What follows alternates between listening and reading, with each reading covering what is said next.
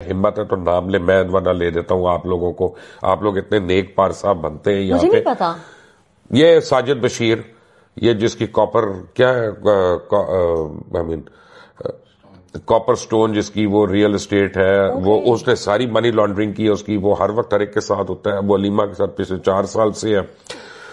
और उसने यहाँ पे इकबाल ज़ैद अहमद और पता नहीं किस किस को बेटसी में उसने अपार्टमेंट बेचने की कोशिश की है, लोगों के पैसे खा लिए। मैं आपको बता रहा हूँ ऑन एयर, मोहसिन बेग साहब से पूछे उनके कितने पैसे उसने खाए। ठीक है ना। तो 2 नंबर लोग तो आप लोगों ने रखे हुए यहाँ पे, पाकिस्तान को एवं आप लोग अपना बदनाम करते हैं। वो सारे सूट पहन के, टाई पहन के, सूट पहन के, टाई पहन के। मैंने अपना जो है, मैं अगर कहूँ कि मैं स्कॉटलैंड जा रहा हूँ तो कहेंगे भाई गाड़ी मैं दे रहा हूँ, यू नो, ये करते हैं यहाँ पर। टोटल पैसे खाऊंगे।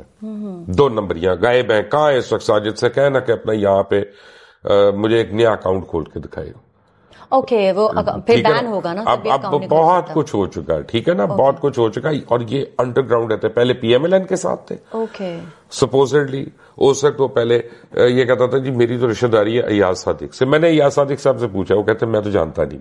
जो कहते हैं वो हमारी फैमिली में शायद है, कोई दूर पर एक रिश्तेदारी। अब जैसे आपने अभी आगे कहा कि जी आपकी वाइफ और मैं, हम जानते हैं बच्चे जब हमारे स्कूल में एचएसएन में जाने लगे थे तो तब आप, मैं कह दूं ये मेरी रिश्तेदार है, ये हमारी बड़ी फैमिली फ्रेंड्स है, तो आई मीन ये उस टाइप का आदमी है। ओके, ये उस टाइप का आदमी है। तो रहने दे आप, मेरा मुंह ना खुलवाएं यहाँ पे। नहीं बताएं आप, जो भी सच है वो बोले ताकि ऑडियंस को पता चलना चाहिए।